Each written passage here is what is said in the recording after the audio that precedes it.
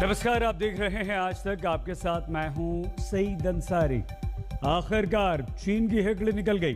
भारत के मजबूत इरादों के आगे चीन को झुकना पड़ा और पूर्वी लद्दाख में पेंगोंग लेक से अपनी सेना पीछे ले जाने पर चीन को अब राजी होना पड़ा है। जहां चीनी सैनिक पीछे हटने लगे हैं, वो उस जगह तक पीछे जाएंगे जहां पिछले साल अप्रैल में थे।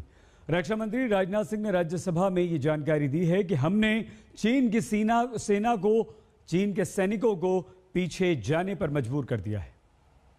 भारतीय सेनाओं ने इन सभी चुनौतियों का डटकर सामना किया है सभापति महोदय, तथा अपने शौर्य और बहादुरी का परिचय पेंगोंग त्सो के साउथ एवं नॉर्थ बैंक पर दिया है। भारतीय सेनाएं अत्यंत बहादुरी से लद्दाख की ऊंची दुर्गम पहाड़ियों तथा कई मीटर बर्फ के बीच में भी सीमाओं की रक्षा करते हुए अडिग हैं और इसी कारण हमारा एज बना हुआ है। कहते हैं झुकती है दुनिया, झुकाने वाला चाहिए। लद्दाख में करीब 7 महीने से चीन के साथ जारी तनाव के संदर्भ में ये कहावत बिल्कुल सटीक साबित हुई है। भारतीय सैनिकों की अदम्य दिलेरी और मोदी सरकार की कूटनीतिक कोशिशों के आगे आखिरकार ड्रैगन ने हथियार डाल दिए। चीन की सेना ने पेंगोंग लेक से पीछे हटना शुरू कर दिया है। रक्षा मंत्री राजनाथ सिंह ने आज राज्यसभा में ये अहम जानकारी दी।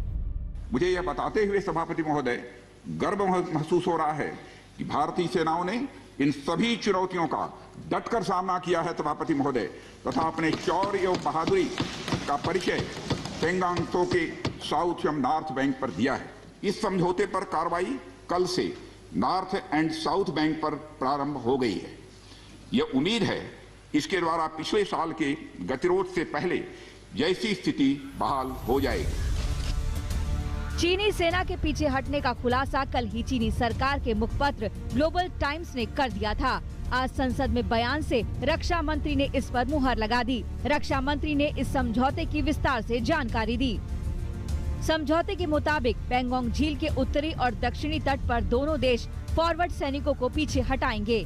चीन जहां अपनी सेना को उत्तरी तट पर फिंगर 8 के पूर्व की तरफ रखेगा, वहीं भारतीय सेना फिंगर 3 के पास स्थित अपने स्थायी बेस मेजर धान सिंह थापा पोस्ट पर रहेगी। सैनिकों की वापसी की प्रक्रिया के बाद बाकी मुद्दों के हल पर बातचीत जारी है। समझौते के 48 घंटे के भीतर दोनों देश के सीनियर कमांडर स्तर की बातचीत होगी। चीन अपनी सेना की टुकड़ियों को नॉर्थ बैंक में फिंगर 8 के पूरब की दिशा की तरफ रखेगा और इसी तरह भारत भी अपनी सेना की टुकड़ियों को फिंगर 3 के पास अपने permanent base Dhan Singh Thapa post पर रखेगा। इसी तरह की कार्रवाई साउथ बैंक एरिया में भी दोनों पक्षों द्वारा की जाएगी। ये कदम आपसी समझौते के तहत बढ़ाए जाएंगे तथा जो भी निर्माण आदि दोनों पक्षों द्वारा अप्रैल 2020 से नॉर्थ एंड साउथ बैंक पर किया गया है, उन्हें हटा दिया जाएगा और पुरानी स्थिति कायम कर दी जाएगी। भारत और चीन के बीच पूर्वी लद्दाख में पिछले साल अप्रैल मई से तनाव चल रहा है। जून के महीने में तो दोनों देशों के सैनिकों में हिंसक झड़प भी हुई थी, जिसमें भारत के 20 जवान शहीद हो गए थे। चीन के भी 40 से ज्यादा सैनिक मारे गए थे। हालांकि चीन ने कभी इसे स्वीकार नहीं किया। तब से दोनों देशों के सैनिक आमने सामने मौजूद थे और सैनिकों को पुरानी स्थिति में लौटाने के लिए 9 स्तर की बातचीत हो चुकी थी। 24 जनवरी को तो 9वें दौर की बातचीत करीब 15 घंटे तक चली थी। सतत कोशिशों ने आखिरकार रंग दिखाया। चीन को एहसास हो गया कि 1962 वाला भारत नहीं है। बातचीत के लिए हमारी स्ट्रेटेजी तथा अप्रोच माननीय प्रधानमंत्री जी के इस दिशा निर्देश पर आधारित है कि हम अपनी 1 इंच जमीन भी किसी और को नहीं लेने देंगे। हमारे दृढ़ संकल्प का ही यह फल है कि हम समझौते की स्थिति पर पहुंच गए हैं। इन दिशा निर्देशों के दृष्टिगत सितंबर 2020 से लगातार मिलिट्री एंड डिप्लोमेटिक लेवल पर दोनों पक्षों में कई बार बातचीत हुई है कि इस डिसएंगेजमेंट का म्यूचुअली एक्सेप्टेबल तरीका निकाला जाए। मैं इस सदन को आश्वस्त करना चाहता हूं कि इस बातचीत में हमने कुछ भी खोया नहीं है सभापति महोदय। सदन को यह भी जानकारी देना चाहता हूं अभी भी एलएसी पर डिप्लॉयमेंट तथा पेट्रोलिंग के बारे में कुछ आउटस्टैंडिंग इशूज बचे हुए हैं। इन पर हमारा ध्यान आगे की बातचीत में रहेगा। ये भारत के संकल्प की जीत है। लद्दाख की दुर्गम पहाड़ियों में मौजूद ये हिंदुस्तानी सैनिकों की जीत है। चीन सैनिकों ने पीछे हटना शुरू कर दिया, लेकिन ये भी जरूरी है कि ड्रैगन की चाल पर नजर रखी जाए, क्योंकि पीठ पर वार करने में वो कुख्यात है। दिल्ली से हिमांशु मिश्रा के साथ आज तक ब्यूरो। तो भारत चीन के बीच जो समझौता हुआ है, उस समझौते के अनुसार पैंगोंग झील पर स्थिति क्या होगी? अब संसद में दिए रक्षा मंत्री राजनाथ सिंह के बयान के अनुसार, अब देखिए यहां पर आप, चीनी सैनिक पैंगोंग से उत्तरी तट पर फिंगर 8 के पूर्व की तरफ जाएंगे, लौट जाएंगे वहां पर, यानी कि अप्रैल और मई 2020 से पहले की वाली स्थिति में ये यहां पर आ जाएंगे। भारत के सैनिक फिंगर 3 के पास स्थित परमानेंट बेस पर तैनात होंगे। अप्रैल 2020 के बाद झील के उत्तरी और दक्षिणी तटों पर दोनों सेनाओं ने जो भी स्ट्रक्चर बनाए उसे नष्ट किया जाएगा। जो स्थिति अप्रैल 2020 में थी वही स्थिति बहाल कर दी जाएगी, और ये एक बहुत बहुत बड़ा समझौता है। मतलब ये हुआ कि पूर्वी लद्दाख से गुजरने वाली एलएसी का एक बहुत बड़ा हिस्सा पैंगोंग झील से गुजरता है। झील के उत्तरी किनारे पर बंजर पहाड़ी है, जिसमें उंगली जैसे आकार उभरे हुए हैं, आप देख सकते हैं यहां पर, और इसे फिंगर्स कहा जाता है। तो भारत के अनुसार एलएसी फिंगर 8 तक है, यानी फिंगर 8 तक भारत का हिस्सा है। चीन एलएसी को फिंगर 2 तक मानता है, फिंगर 4 तक भारत का कंट्रोल रहा है। चीन की बॉर्डर पोस्ट फिंगर 8 पर है, जबकि भारत की स्थायी पोस्ट फिंगर 3 पर है। मतलब यह हुआ कि चीन ने फिंगर 4 पर स्थायी निर्माण की कोशिश की थी, जिसे भारत की आपत्ति के बाद चीन को हटाना पड़ा है। भारत फिंगर 8 तक पेट्रोलिंग करता रहा है, और पिछले साल मई में फिंगर 5 यानी कि फिंगर 5 एरिया में दोनों सेनाएं आमने सामने आ गई थी, और वो बात आपने देखी थी कि किस तरह से तनाव हुआ था, कैसे वहां पर झड़प हुई थी दोनों सेनाओं के बीच में। तो अब सवाल सबसे बड़ा आपके मन में यह आ रहा होगा कि आखिर चीन मान कैसे गया? पिछले 7 महीनों में ऐसा क्या हुआ कि भूमाफियाओं जैसी हरकत करने वाला चीन अब पीछे हटने पर राजी हुआ है? चीन के पीछे हटने का कारण है भारत सरकार का दृढ़ संकल्प, बुलंद इरादा और भारत के सैनिकों का फौलादी इरादा। भारत ने बातचीत में यह साफ कर दिया, कह दिया, रक्षा मंत्री राजनाथ सिंह ने भी कहा, और चीन से भी साफ तौर पर यह कह दिया कि 1 इंच जमीन भी हम किसी को, चीन को कब्जा करने नहीं देंगे। पैंगोंग त्सो से अगर चीन अपने सैनिकों को पीछे हटाने पर राजी हुआ है, तो इसके पीछे है हिंदुस्तान का दृढ़ संकल्प कि भारत अपनी 1 इंच जमीन पर भी किसी को कब्जा नहीं करने देगा। दुश्मन के हर नापाक इरादे का मुंह तोड़ जवाब दिया जाएगा। किसी को भी जरा भी भ्रम या संदेह नहीं होना चाहिए।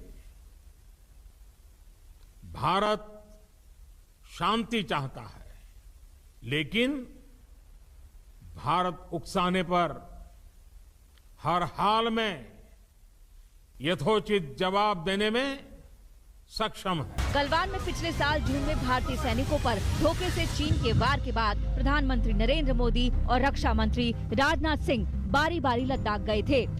वहां उन्होंने चीनी सैनिकों को मुंह तोड़ जवाब देने वाले जाबाज सैनिकों का हौसला बढ़ाया था, और अपने बयानों से साफ कर दिया था कि चीन बीते दिनों के सपने से बाहर आए और हिंदुस्तान को कमजोर समझने की भूल न करे। भरोसा दिलाना चाहता हूं,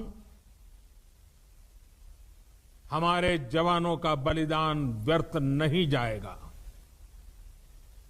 हमारे लिए भारत की अखंडता और संप्रभुता सर्वोच्च है, और इसकी रक्षा करने से हमें कोई भी रोक नहीं सकता। तब से भारतीय सैनिक मुस्तैदी से लद्दाख की बर्फीली चोटियों पर मौजूद रहे।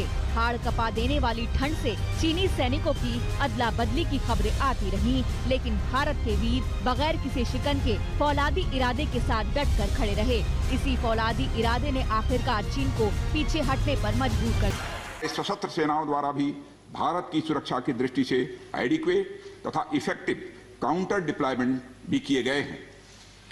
मुझे यह बताते हुए सभापति महोदय गर्व महसूस हो रहा है कि भारतीय सेनाओं ने इन सभी चुनौतियों का डटकर सामना किया है, सभापति महोदय, तथा अपने शौर्य और बहादुरी का परिचय पेंगांग त्सो के साउथ एवं नॉर्थ बैंक पर दिया है।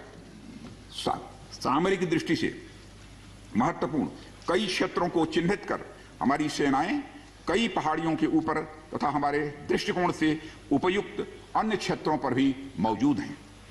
भारतीय सेनाएं अत्यंत बहादुरी से लद्दाख की ऊंची दुर्गम पहाड़ियों तथा कई मीटर बर्फ के बीच में भी सीमाओं की रक्षा करते हुए अडिग हैं और इसी कारण हमारा एज बना हुआ है। सभापति महोदय, हमारी सेनाओं ने इस बार भी यह साबित करके दिखाया है कि भारत की संप्रभुता एवं अखंडता की रक्षा करने में वे सदैव हर चुनौती से लड़ने के लिए तत्पर हैं और अनवरत कर रहे हैं। गलवान की घटना से पहले और बाद में भी भारत और चीन के बीच कूटनीतिक और सैन्य स्तर की बातचीत चलती रही। भारत ने हर बातचीत में चीन के सामने 3 बातें साफ साफ रखी। पहला, दोनों पक्ष LAC को माने और इसका सम्मान करें। दूसरा, किसी भी तरीके से कोई भी पक्ष यथास्थिति को बदलने का प्रयास न करे। तीसरा, दोनों पक्ष समझौते का पालन करें। महोदय, फ्रिक्शन क्षेत्रों में डिसएंगेजमेंट के लिए भारत का यह मत है कि 2020 की फॉरवर्ड डिप्लॉयमेंट जो एक दूसरे के बहुत नजदीक हैं वे दूर हो जाएं और दोनों सेनाएं वापस अपनी अपनी स्थायी एवं मान्य चौकियों पर वापस लौट गई। सभापति महोदय, बातचीत के लिए हमारी स्ट्रेटेजी तथा अप्रोच माननीय प्रधानमंत्री जी के इस दिशा निर्देश पर आधारित है कि हम अपनी 1 इंच जमीन भी किसी और को नहीं लेने दें। चीन के साथ पैंगोंग लेक से डिसएंगेजमेंट का समझौता अहम है, लेकिन अभी भी LAC पर पेट्रोलिंग जैसे कुछ मुद्दे बचे हुए हैं जिन पर बातचीत जारी है। फ्रिक्शन क्षेत्रों में डिसएंगेजमेंट के लिए भारत का यह मत है कि 2020 की फॉरवर्ड डिप्लॉयमेंट जो एक दूसरे के बहुत नजदीक हैं वे दूर हो जाएं और दोनों सेनाएं वापस अपनी अपनी स्थायी एवं मान्य चौकियों पर वापस लौट गई।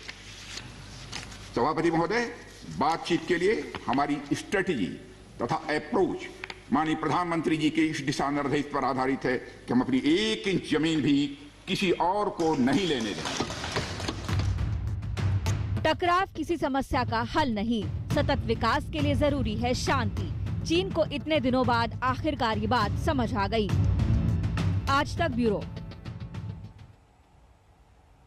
नमस्कार, मैं हूं अंजना ओम कश्यप। हमें उम्मीद है ये वीडियो आपको पसंद आया होगा। लेटेस्ट खबरों के लिए यूं ही देखते रहिए आज तक और इस वीडियो के पसंद आने पर लाइक, शेयर एंड सब्सक्राइब करना ना भूलें।